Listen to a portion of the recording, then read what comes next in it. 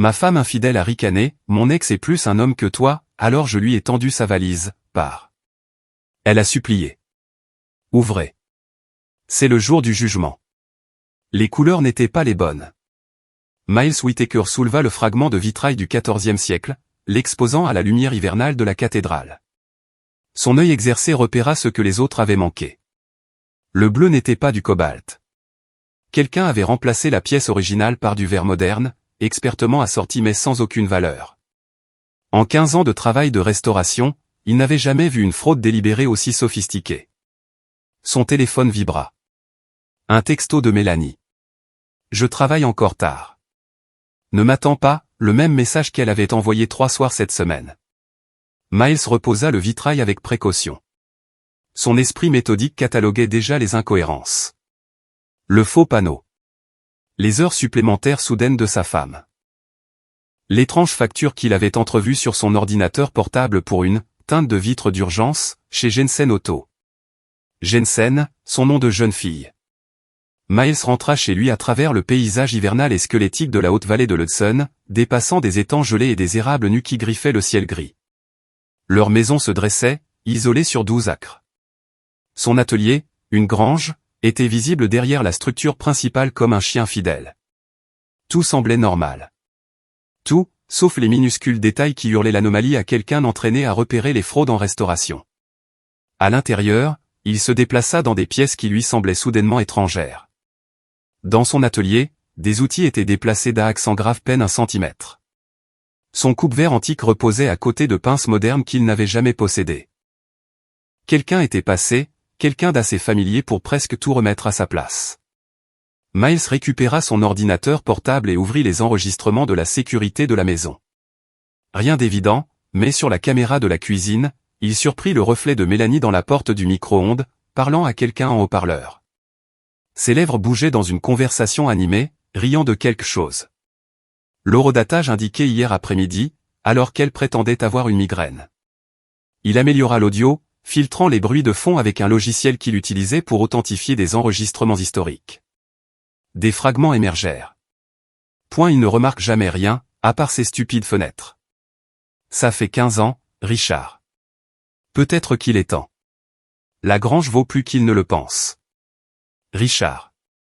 Un prénom peu courant dans leur cercle. Miles ouvrit les vieux albums photos de Mélanie, numérisés lors de leur mariage il y a 18 ans.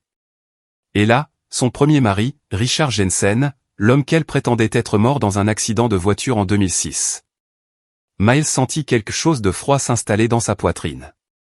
Le même sentiment qui l'envahissait lorsqu'il découvrait qu'un artefact inestimable avait été vandalisé. Mais il ne s'agissait pas d'histoire.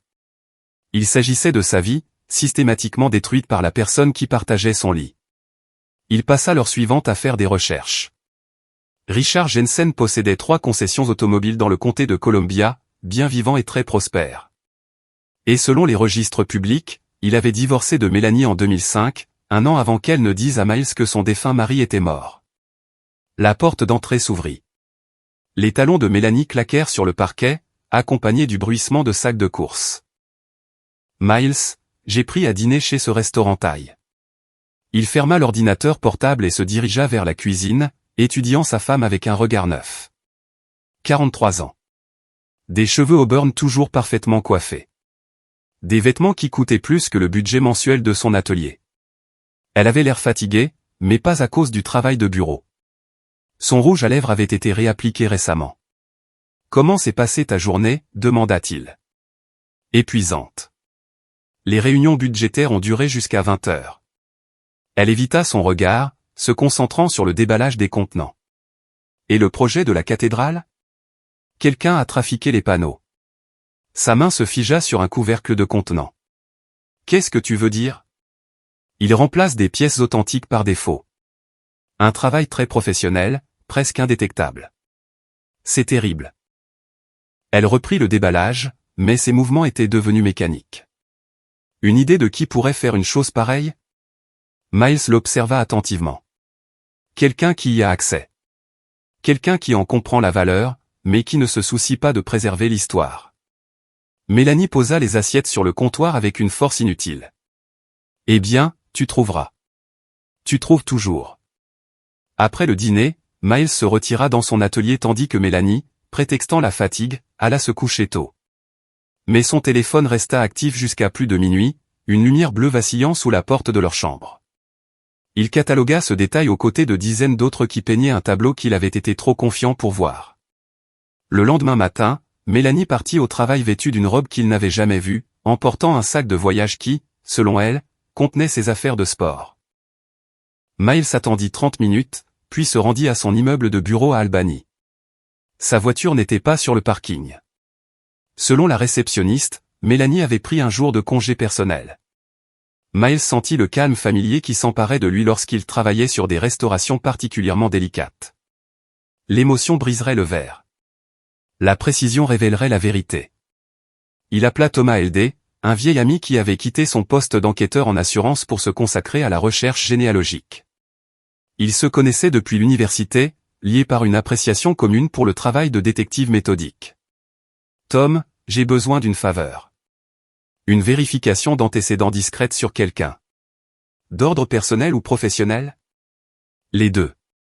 Richard Jensen, propriétaire de Jensen Auto Group dans le comté de Columbia. » Il y eut une pause trop longue. « Miles, pourquoi tu me demandes ça sur Dick Jensen ? Tu le connais ? J'ai entendu parler de lui. C'est le caïd local qui se prend encore pour le quarterback du lycée. Il a une certaine réputation avec les femmes mariées. Quel est ton intérêt ? » Miles choisit ses mots avec soin. « Il pourrait être lié à une fraude que j'enquête. Je vais passer quelques coups de fil. Donne-moi une journée. » Ce soir-là, Mélanie rentra à la maison, animée et bavarde, posant des questions détaillées sur son travail à la cathédrale. Son intérêt soudain semblait théâtral. Miles répondit tout en enregistrant mentalement ses réactions. Quand il mentionna une éventuelle fraude à l'assurance impliquant des artefacts volés, elle devint silencieuse. « Tu n'es pas en danger, n'est-ce pas ? Demanda-t-elle. En enquêtant sur un vol d'art ? Difficilement. Mais elle le regardait avec une nouvelle intensité, comme si elle calculait un risque. Thomas appela le lendemain matin avec des informations préliminaires. Richard Jensen était bien vivant, divorcé 2 fois, actuellement célibataire. Ses concessions étaient rentables, mais lourdement endetté. Plus intéressant encore, il avait été vu régulièrement au Riverside Motel, près de la route 9. Toujours avec la même femme, décrite comme une « rousse élégante conduisant une Lexus bleue ». Mélanie conduisait une Lexus bleue. Miles passa l'après-midi à installer des dispositifs de repérage discrets dans sa voiture et son sac à main, acheté en ligne et plus petit qu'un ongle. Si Mélanie rencontrait Richard, il documenterait tout. Les dispositifs s'activèrent ce jeudi-là. Le téléphone de Mélanie la situait au bureau, mais le suivi GPS plaça sa voiture au Riverside Motel de 14h à 17h. Miles s'y rendit, se garant là où il pouvait observer le parking. Sa Lexus était garée à côté d'une Mercedes noire qu'il reconnut du site web de Jensen Auto. À travers la fenêtre de la chambre du motel, il entrevit 2 silhouettes s'étreignant. 15 ans de mariage, et sa femme passait l'après-midi dans un motel de bord de route avec son ex-mari supposément mort. Miles photographia les plaques d'immatriculation et partit. Il se sentait étrangement détaché, comme s'il observait la vie de quelqu'un d'autre se désintégrer. C'était peut-être ce que ressentaient les artisans d'autrefois en voyant leur œuvre détruite par le temps et la négligence. À la maison, il trouva Rena dans la cuisine en train de se faire un sandwich avant son travail du soir au cinéma local. Sa fille de 17 ans avait la couleur de cheveux de Mélanie, mais sa façon délibérée de bouger. Elle avait toujours été perspicace. « Papa, je peux te demander quelque chose ? » « Bien sûr. Est-ce que tout va bien entre toi et maman ? » Miles étudia son visage. « Pourquoi tu demandes ? Elle est bizarre ces derniers temps, secrète. Et elle m'a demandé de ne pas mentionner si quelqu'un appelait pour la chercher. » « Quelqu'un en particulier ? » Rena hésita. Elle n'a pas dit, mais elle semblait nerveuse. Miles sentit les pièces du puzzle s'assembler. Est-ce qu'elle prend des appels qu'elle ne veut pas que j'entende ? Parfois, elle sort pour parler, même quand il fait froid. Sa fille savait que quelque chose n'allait pas. Depuis combien de temps le protégeait-elle de cette connaissance ? Rena, si je te demandais d'être honnête avec moi sur quelque chose d'important, le serais-tu ? Elle hocha la tête solennellement. Depuis combien de temps soupçonnes-tu que ta mère ment sur quelque chose ? La question resta en suspens entre eux. Les yeux de Rena s'emplirent de larmes. Depuis l'été dernier. J'ai vu sa voiture à ce motel près de l'autoroute alors qu'elle était censée être au travail. Je ne savais pas quoi faire. Miles sentit une vague de fureur protectrice. Sa fille avait porté ce fardeau seule. Tu n'as rien fait de mal, dit-il doucement. Parfois, les adultes font des choix qui blessent les gens qui les aiment. Allez-vous divorcer? La question directe méritait une réponse honnête. Je ne sais pas encore. Mais quoi qu'il arrive, toi et moi, nous irons bien. Cette nuit-là, Miles resta éveillé à planifier ses prochains mouvements pendant que Mélanie dormait à côté de lui. Sa respiration était profonde et régulière, non troublée par la culpabilité. Il se demanda depuis combien de temps elle menait cette double vie, retournant dans son lit après avoir passé des après-midi avec Richard Jensen. Thomas appela vendredi matin avec des nouvelles troublantes. Les pratiques commerciales de Richard Jensen incluaient plusieurs transactions douteuses, des voitures vendues sans les bons titres de propriété, des déclarations d'assurance pour des véhicules qui n'avaient pas été endommagés, des acomptes de clients pour des voitures qui n'existaient pas. Il marche sur des œufs sur le plan légal, rapporta Thomas. Mais il a des relations. Des politiciens locaux, des juges, la police. Un réseau d'influence de petites villes. Et ses relations personnelles? C'est là que ça devient intéressant. Les voisins signalent des visites féminines régulières chez lui, mais il prétend être célibataire. Et il y a des rumeurs selon lesquelles il aurait renoué avec son ex-femme récemment. Miles sentit le frisson familier de la découverte. Quelle ex-femme? Une certaine Mélanie. C'était des amours de lycée. Mariée jeune, divorcée après quelques années. On dit qu'elle s'est remariée avec un type tranquille et a déménagé vers la vallée. Le type tranquille. Miles faillit sourire à la description. Tom, j'ai besoin que tu m'aides pour quelque chose. Totalement confidentiel. Quel genre d'aide? Je veux documenter certaines activités. Des preuves photographiques. Peux-tu gérer un travail de surveillance? Thomas marqua une pause. Miles, qu'est-ce qui se passe exactement? Ma femme a une liaison avec Richard Jensen. Depuis qui sait combien de temps? J'ai besoin de preuves avant de décider comment gérer ça. Bon sang, Miles, je suis désolé. Ne sois pas désolé. Aide-moi à obtenir des preuves. Ils se sont retrouvés samedi matin dans un dîner près de la cathédrale où Miles travaillait. Thomas a apporté du matériel de surveillance de qualité professionnelle, appareil photo à téléobjectif, enregistreur audio, traceur GPS, plus sophistiqué que les appareils amateurs de Miles. Le travail dans les assurances m'a appris à être minutieux, expliqua Thomas. Si on fait ça, on le fait bien. Ils ont établi un plan. Thomas s'occuperait de la surveillance mobile pendant que Miles surveillerait les communications électroniques. Il documenterait les rencontres de Mélanie et Richard, enregistrerait les conversations si possible, et constituerait un dossier irréfutable d'adultère et de fraude. Quelle est ta finalité? Demanda Thomas. Miles réfléchit à la question. Que voulait-il? La justice? La vengeance? Simplement la vérité? Je veux qu'elle comprenne les conséquences de la trahison. Lundi matin, Mélanie annonça qu'elle travaillerait tard toute la semaine sur un projet spécial. Miles hocha la tête avec sympathie tout en alertant mentalement Thomas de se préparer à une surveillance prolongée. Cet après-midi-là, Thomas appela avec le premier rapport. Mélanie avait rencontré Richard dans un restaurant cher de Saratoga Springs, se comportant comme un couple en vacances. Ils s'étaient tenus la main à table, s'étaient embrassés passionnément sur le parking, et avaient pris des routes séparées vers un hôtel de charme. Ils ne se cachent pas, observa Thomas. Du moins, pas des inconnus. Miles sentit quelque chose se durcir en lui. Mélanie affichait sa liaison, confiante dans son ignorance. Mardi apporta de pires nouvelles. Thomas avait observé Mélanie et Richard dans une agence immobilière, regardant des annonces de propriété. Ils avaient passé 2 heures avec un agent, cherchant clairement un endroit où s'installer ensemble. Miles, je pense qu'il prépare quelque chose de plus grand qu'une simple liaison. Ce soir-là, Miles confronta Mélanie indirectement. Comment se passe le projet spécial au travail? Difficile. Beaucoup d'éléments à gérer. Est-ce que je peux aider? Elle parut surprise. M'aider? Tu as l'air stressé. S'il y a quelque chose que je peux faire pour te faciliter la vie. L'expression de Mélanie s'adoucit, et pendant un instant, elle ressembla à la femme qu'il avait épousée. Tu es adorable, Miles, mais c'est quelque chose que je dois gérer moi-même. La tendresse dans sa voix rendit sa trahison plus douloureuse. Ce n'était pas un monstre. C'était une femme qui avait choisi un autre homme, mais qui n'avait pas le courage de mettre fin à leur mariage honnêtement. Mercredi, Thomas livra des nouvelles dévastatrices. Il avait suivi Mélanie et Richard jusqu'à une banque où ils avaient rencontré un agent de crédit pour financer l'achat d'une propriété. Les registres publics montraient qu'ils avaient demandé un prêt hypothécaire conjoint. Ils utilisent son mariage avec toi dans le cadre du profil financier, expliqua Thomas. Ton revenu stable, son historique d'emploi, la valeur nette de votre propriété.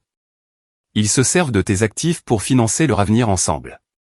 Miles sentit le dernier de ses attachements émotionnels pour Mélanie se dissoudre. Ce n'était plus seulement de l'infidélité.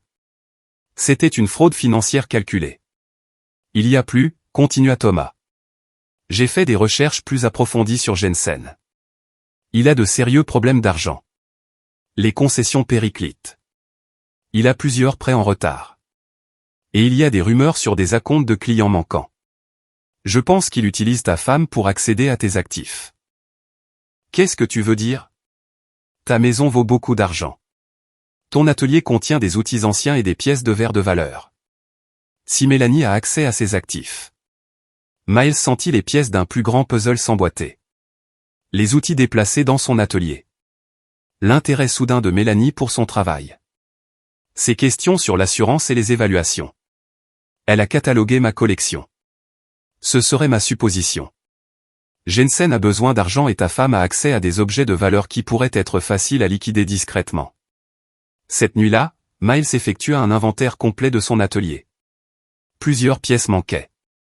Pas ses objets les plus précieux, mais suffisamment importants pour être remarqués, des coupe-verres anciens, des outils de restauration spécialisés, même quelques panneaux finis qu'il prévoyait d'exposer.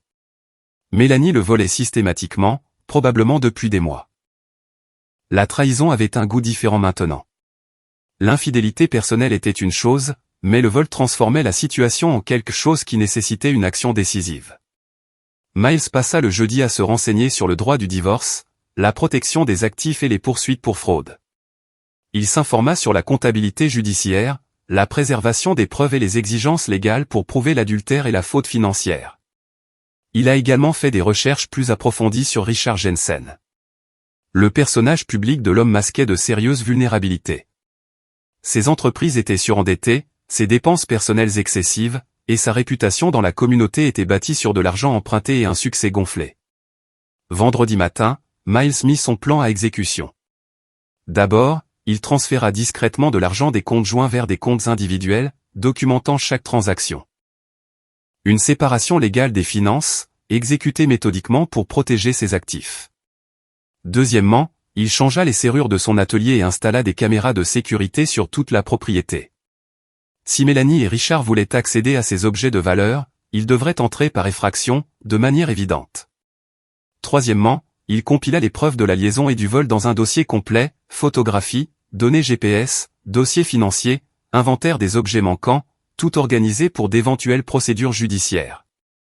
Enfin, il prépara son option nucléaire, un plan d'exposition complet qui détruirait à la fois la réputation de Mélanie et l'entreprise de Richard. Ce soir-là, Mélanie rentra à la maison, agitée. Elle essaya d'accéder à l'atelier et le trouva verrouillé. « Pourquoi je ne peux pas entrer dans la grange ?» demanda-t-elle. « Mise à niveau de la sécurité. Il y a eu des vols dans le coin.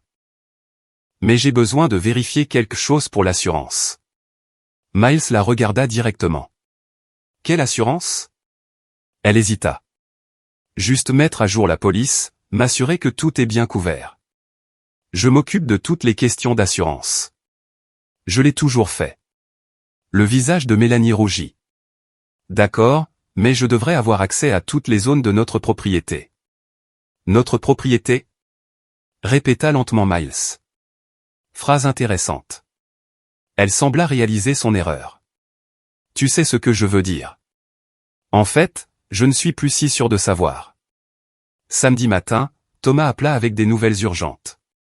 Il avait observé Richard Jensen rencontrer plusieurs hommes en costume cher à sa concession. La conversation avait été houleuse, avec une tension évidente. On dirait des créanciers, rapporta Thomas. Jensen est dans de sérieux problèmes financiers. Je pense qu'ils lui ont donné un ultimatum. Cela expliquait l'urgence des activités récentes de Mélanie et Richard. Ils ne planifiaient pas seulement un avenir ensemble. Ils planifiaient une fuite financée par les actifs de Miles. Miles décida d'accélérer son calendrier. Cet après-midi-là, il se rendit à la principale concession de Richard Jensen, une salle d'exposition rutilante remplie de véhicules de luxe. Richard lui-même était facile à repérer, toujours beau d'une manière de quarterback sur le déclin, mais avec les contours adoucis de l'indulgence de la quarantaine. Miles s'approcha de la salle d'exposition nonchalamment, faisant semblant de regarder les voitures tout en observant les interactions de Richard avec les clients et le personnel. L'homme était suave, confiant, habitué à obtenir ce qu'il voulait par le charme et la manipulation. Mais Miles remarqua des signes subtils de stress. Richard vérifiait constamment son téléphone, parlait sèchement aux employés et semblait distrait pendant les présentations de vente. Un homme sous pression commet des erreurs. Je peux vous aider à trouver quelque chose? Richard s'était approché sans que Miles le remarque. De près, Richard Jensen était moins impressionnant. Des vêtements chers ne pouvaient cacher des yeux faibles et une bouche qui devenait cruelle quand il pensait que personne ne regardait. Je regarde juste, répondit Miles d'un ton neutre. Je suis Dick Jensen, le propriétaire de cet établissement. Quel genre de véhicule vous intéresse? Miles le regarda droit dans les yeux. Quelque chose de fiable. J'ai eu de mauvaises expériences avec des gens qui font des promesses qu'ils ne peuvent pas tenir. Le sourire de Richard vacilla légèrement. Eh bien, vous êtes au bon endroit. Je garantis chaque véhicule sur ce parking. C'est rassurant. Je déteste qu'on me mente. Quelque chose dans le ton de Miles fit que Richard l'étudia plus attentivement. Je vous connais? Je ne pense pas que nous ayons été correctement présentés. Miles partit sans s'identifier, mais il avait atteint son but. Richard Jensen était exactement ce à quoi il s'attendait. Un homme faible se faisant passer pour fort, survivant grâce à de l'argent emprunté et à une confiance volée. Dimanche soir, Mélanie annonça qu'elle assisterait à une conférence de travail à Albany toute la semaine, restant à l'hôtel pour éviter les trajets. Quel hôtel? Demanda Miles. Le Hampton Inn près de l'aéroport. Miles hocha la tête d'un air approbateur tout en prenant des notes mentales. Thomas vérifierait si elle-ci était réellement enregistrée, mais Miles soupçonnait qu'elle passerait la semaine avec Richard, planifiant leur prochaine phase. Lundi matin, après le départ de Mélanie avec une valise, Miles commença sa phase finale. Il appela le bureau régional où Mélanie prétendait travailler et demanda à lui parler pour une urgence familiale. Après avoir été transféré plusieurs fois, il apprit que Mélanie avait pris un congé personnel pour tout le mois. Elle mentait sur son travail depuis des semaines. Miles appela ensuite le Hampton Inn. Aucune réservation au nom de Mélanie Whittaker ou Mélanie Jensen. Thomas confirma que la voiture de Mélanie était garée chez Richard lundi soir. Elle vivait ouvertement avec son amant maintenant, confiante que Miles restait ignorant. Mardi, Miles se rendit à la cathédrale où il travaillait sur le projet de restauration. Le bâtiment semblait paisible, isolé du chaos de la trahison humaine. Il travailla méthodiquement sur un authentique vitrail du XIVe siècle, réparant les dommages causés par le temps et la négligence. L'ironie ne lui échappa pas. Il passait sa vie professionnelle à restaurer la beauté que d'autres avaient endommagée, mais certaines choses ne pouvaient être réparées. Certaines ruptures étaient destinées à rester. Son téléphone vibra avec un texto de Mélanie. La conférence se passe bien. Tu me manques. Miles supprima le message sans répondre. Mercredi apporta des nouvelles préoccupantes de Thomas. Richard Jensen avait été observé en train de charger des objets de son véhicule personnel dans un box de stockage. Des objets qui ressemblaient étrangement à des outils anciens et à des verreries. Je pense qu'il liquide tes biens volés, rapporta Thomas. Il se prépare à tout convertir en espèces. Miles sentit une fureur froide s'installer en lui. Il ne prévoyait pas seulement de le quitter. Il finançait leur fuite avec l'œuvre de sa vie. Ce soir-là, il reçut un appel de la police. Quelqu'un avait signalé une activité suspecte sur sa propriété. Un véhicule vu près de son atelier après la tombée de la nuit. Avez-vous autorisé quelqu'un à être sur votre propriété la nuit dernière? Demanda l'officier Martinez. Non, mais j'ai des caméras de sécurité maintenant. Je peux vérifier les enregistrements. Les enregistrements montraient une vue claire de la Mercedes de Richard Jensen garée derrière l'atelier de Miles à 23 heures. Deux silhouettes s'étaient approchées du bâtiment avec des lampes de poche, avaient essayé les serrures, et étaient parties quand elles n'avaient pas pu entrer. Miles fournit les images à la police tout en faisant des copies pour ses propres dossiers. Les accusations d'effraction et d'entrée compléteraient les preuves de fraude et d'adultère qu'il avait compilées. Jeudi matin, Miles a démasqué Mélanie. Comment va Albany? Toujours à la conférence. Des présentations très ennuyeuses. C'est dommage. J'espérais te surprendre avec un dîner ce soir. Un silence s'installa sur la ligne téléphonique. Ce soir, ce n'est pas possible, dit-elle finalement. Dîner d'équipe avec des collègues. Quel restaurant de l'hôtel? Quoi? Tu as dit dîner d'équipe. J'ai supposé que ce serait au Hampton Inn où tu séjournes. Une autre pause. Oh, on va ailleurs. Un endroit local. Miles la laissa s'enfoncer. C'est quoi le nom? Je pourrais faire une réservation pour demain soir. Je ne me souviens pas du nom. C'est Sarah qui l'a choisi. Sarah de ton bureau? Oui, Sarah. Miles connaissait chaque personne du bureau de Mélanie. Il n'y avait pas de Sarah.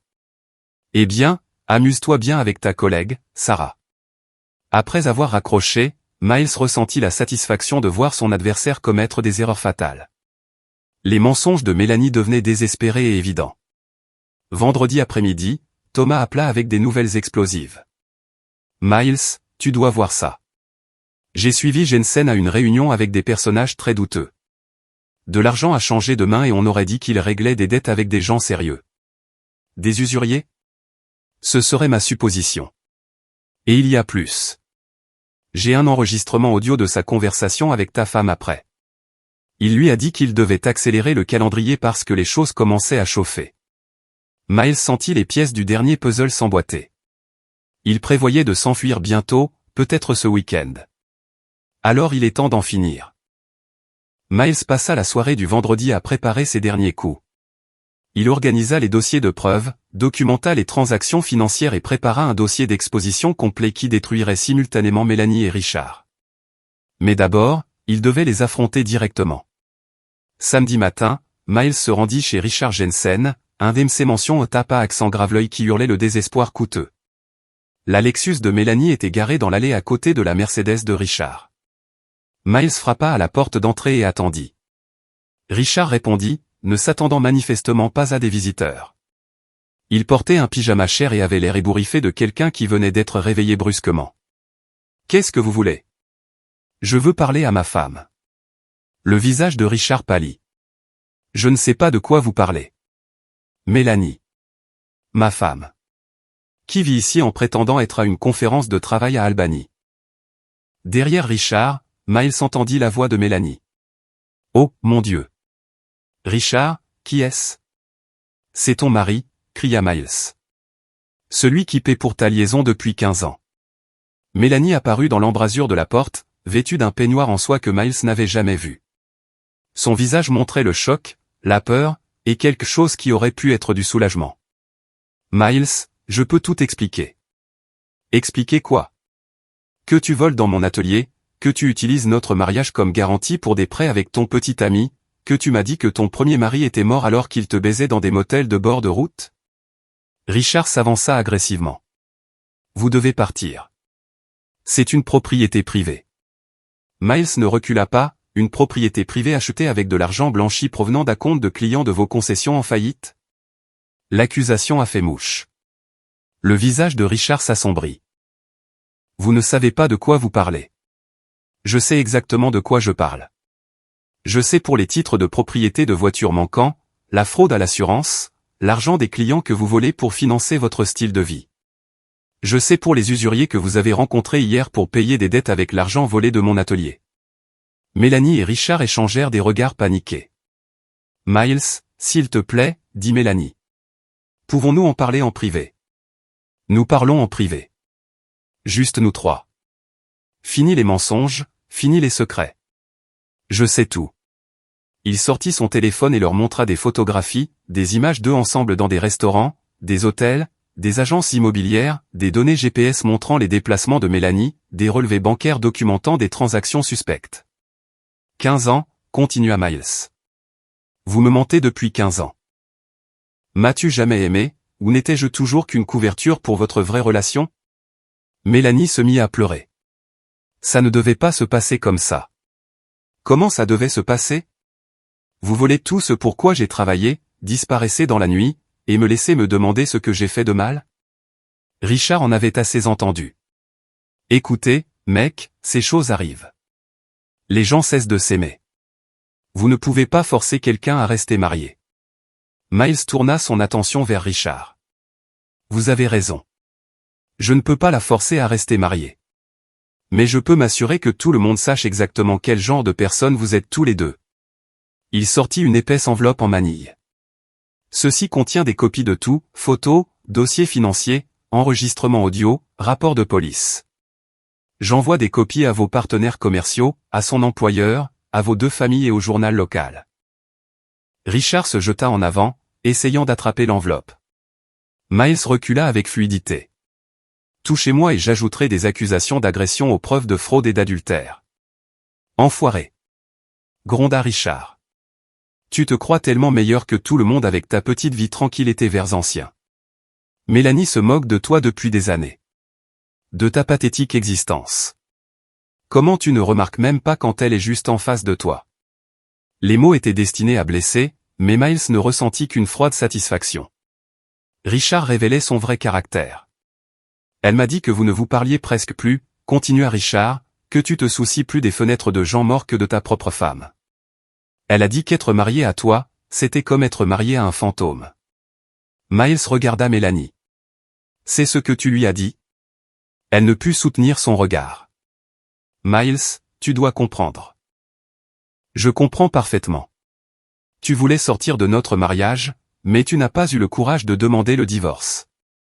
Alors tu as mené une double vie, me volant pour financer ta vraie relation, et prévoyant de disparaître avec nos biens. Ce n'était pas comme ça, protesta-t-elle faiblement. Alors dis-moi comment c'était. Mélanie chercha ses mots. On est juste. On est retombés amoureux. Richard et moi, on a une histoire. On se comprend. Vous vous comprenez si bien que vous commettez des fraudes ensemble. Richard s'interposa entre eux. Ça suffit. Vous avez fait valoir votre point de vue. Maintenant, quittez ma propriété. Miles sourit froidement. En fait, ce ne sera plus votre propriété pour très longtemps. J'ai appelé votre société de prêt hypothécaire ce matin. Il semble y avoir quelques irrégularités dans votre demande de prêt. Ils sont très intéressés par l'examen de vos états financiers. Le visage de Richard devint blanc. Vous ne pouvez pas faire ça. Je l'ai déjà fait. J'ai aussi appelé le bureau du procureur général de l'État à propos des acomptes de clients manquants dans vos concessions. Ils ouvrent une enquête. Miles se tourna de nouveau vers Mélanie. Et j'ai appelé ton employeur à propos de la fraude à l'assurance à laquelle tu as participé. Ils sont très préoccupés par le fait que leur réputation soit associée à une activité criminelle. Tu détruis nos vies, murmura Mélanie. Je révèle la vérité sur vos vies. Il y a une différence. Miles retourna vers sa voiture, puis se retourna pour une dernière déclaration. Rena est au courant, au fait.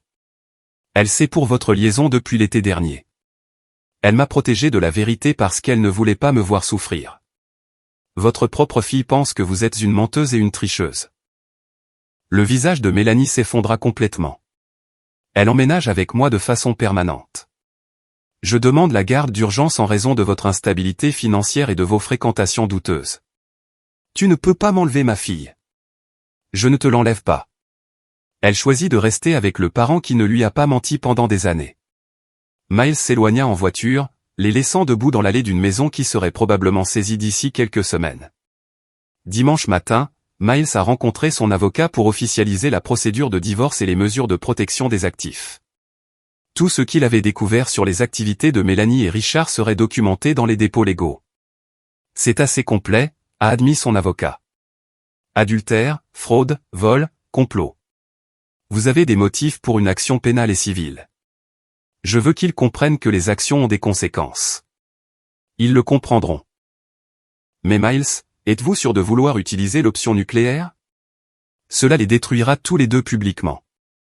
Miles pensa aux 15 années de mensonges.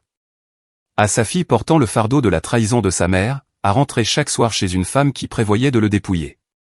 Oui, j'en suis sûr. Lundi matin, les dossiers de preuves ont été envoyés simultanément. Les partenaires commerciaux de Richard ont reçu la documentation sur le détournement de fonds de clients. L'employeur de Mélanie a reçu des preuves de sa participation à la fraude à l'assurance. Les journaux locaux ont reçu un dossier complet sur la liaison et les crimes financiers. À midi, leurs deux téléphones sonnaient constamment. Mardi, les concessions de Richard ont été perquisitionnées par des enquêteurs de l'État. Mélanie a été licenciée de son travail. Tous deux faisaient face à des accusations criminelles pour fraude et détournement de fonds. Mercredi, Miles a reçu un appel désespéré de Mélanie. « S'il te plaît, Miles, je ferai n'importe quoi. Je vais rompre avec Richard. Je rentrerai à la maison. Je me rattraperai. Il est trop tard pour ça. Et Rena? Elle a besoin de sa mère. Rena a besoin d'une mère qu'elle peut respecter. Tu as cessé d'être cette personne il y a des années. J'ai fait des erreurs, mais je l'aime toujours. Je t'aime toujours. » Miles ne ressentit qu'un vide froid. Tu ne sais pas ce que signifie l'amour. L'amour, c'est l'honnêteté. L'amour, c'est la loyauté. L'amour, c'est choisir sa famille plutôt que ses désirs. Je peux apprendre. Je peux changer. Non, tu ne peux pas. C'est ce que tu es, Mélanie. C'est ce que tu as toujours été. Jeudi apporta la nouvelle que Richard Jensen avait fui la ville, laissant derrière lui des dettes massives et des créanciers en colère. Ses concessions étaient fermées. Les clients exigeaient le remboursement des acomptes sur des voitures qui n'existaient pas, et plusieurs organismes d'application de la loi le recherchaient. Mélanie était seule, sans emploi et faisait face à des accusations criminelles. Vendredi soir, elle est apparue à la porte de Miles, l'air hagard et désespéré. « Je peux entrer? J'ai besoin de parler à Rena. Elle ne veut pas te voir. C'est ma fille. Alors tu aurais dû y penser avant de passer 15 ans à lui mentir. » Miles commença à fermer la porte, mais Mélanie la repoussa. « C'est aussi ma maison. » « Non, ce n'est plus le cas. J'ai retiré ton nom de l'acte de propriété hier. C'était étonnamment facile une fois que j'ai documenté la fraude. Tu ne peux pas me faire ça. Je n'ai nulle part où aller. » Miles regarda la femme qu'il avait autrefois aimée et ne ressentit que de la pitié. « Tu aurais dû y penser avant de prévoir de voler tout ce que je possédais et de disparaître avec ton petit ami. Où suis-je censé vivre? Ce n'est plus mon problème. » Il ferma la porte et la verrouilla, enfermant 15 ans de mensonges et de trahison à l'extérieur. La semaine suivante, Miles retourna travailler à la cathédrale, trouvant la paix dans la restauration méthodique d'une beauté authentique. Le verre ancien répondait aux soins patients, révélant des couleurs qui avaient été cachées pendant des siècles. Rena s'adapta bien à la vie avec lui à plein temps. Elle semblait soulagée d'être libérée de la tension de protéger des secrets de famille. « Papa, dit-elle un soir alors qu'ils travaillaient ensemble dans son atelier, je suis fière que tu aies tenu tête à maman. Je suis désolée que tu aies dû traverser tout ça. Je ne le suis pas. Ça m'a appris quelque chose d'important. » Quoi donc? Que certaines personnes choisiront toujours le mensonge facile plutôt que la vérité difficile. Mais ça ne veut pas dire que tu dois l'accepter. Miles sourit à la sagesse de sa fille. Non, en effet. Un mois plus tard, Miles apprit que Richard Jensen avait été arrêté en Floride en tentant de vendre des véhicules volés. Il faisait face à des accusations fédérales pour transport inter-État de biens volés, en plus des accusations de fraude à New York. Mélanie avait emménagé avec sa sœur dans le Vermont, travaillant comme serveuse et essayant d'éviter les poursuites pénales grâce à un accord de plaidé coupable. Miles ne ressentit aucune satisfaction de leur chute, seulement le soulagement que les mensonges soient enfin terminés. Par un froid matin de février, il se tenait dans la cathédrale, entouré de vitraux restaurés. Des couleurs séculaires flamboyaient sous la lumière du soleil d'hiver, plus belle encore d'avoir survécu aux dommages et à la négligence. Un groupe de touristes entra, mené par un guide qui expliquait l'importance historique du travail de restauration. Ces fenêtres ont été presque détruites par le temps et les intempéries, dit le guide. Mais grâce à une restauration patiente et méthodique, elles ont retrouvé leur beauté originelle. Certaines fissures restent visibles, mais elles font maintenant partie de l'histoire. Chaque fissure laisse entrer la lumière, mais certaines sont destinées à rester brisées. Miles rassembla ses outils et rentra chez lui, laissant derrière lui la beauté restaurée qui survivrait à tous ceux qui avaient essayé de la détruire. Chaque fissure laisse entrer la lumière. Mais certaines ruptures sont destinées à rester.